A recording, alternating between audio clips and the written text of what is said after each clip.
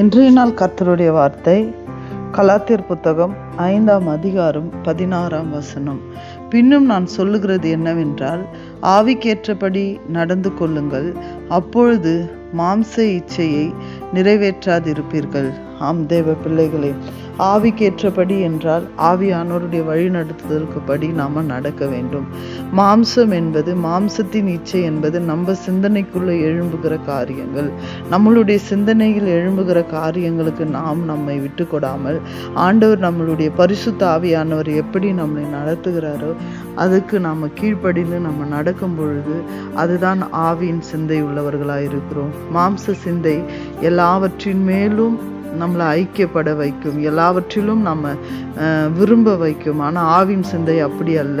நமக்கு நன்மை எது தீமை எது என்று அறியத்தக்க வைத்து நன்மையானதை மாத்திரம் செயல்பட வைப்பது தான் ஆவின் சிந்தையாக இருக்கிறது. இந்த நாளில் நாம் இந்த அதிகாரத்தில் பார்க்கிறோம், மாம்சத்துக்குரிய காரியங்கள், மாம்சத்தின் கிரியைகள் நம்மில் இராதபடி ஆவியின் கனிகள், அன்பு, சமாதானம், சந்தோஷம், இப்படிப்பட்ட காரியங்கள் நமக்குள்ள நிலைத்திருக்கும்படியாய் ஒவ்வொரு நாளும் தேவனிடத்தில் நாம் விண்ணப்பித்து ஜெபிக்கும் பொழுது, அதன்படி நாம் வாழ்கும் பொழுது நம்மளுடைய நாட்கள் மிகவும் ஆசீர்வாதமான நாளாய் நம்முடைய வாழ்க்கையில் இருக்கும். தேவ பிள்ளைகளே, நாம் பார்க்கிறோம், ஆவியானவருடைய வழிநடத்துதல் படி நோவா நடந்ததுனால குடும்பம் காக்கப்பட்டது. மாம்சத்தின் காரியங்கள் இருதயத்தில் பிணைக்கப்பட்டதுனால லோத்தின் குடும்பம் அழிக்கப்பட்டது. தேவ பிள்ளைகளே, நாம் ஆவியானவருடைய வழிநடத்துதலை நாம் நடக்கும் பொழுது கிறிஸ்து என்ற பேழைக்குள்ள நாம் காக்கப்படுகிறவர்களாக இருக்கும்.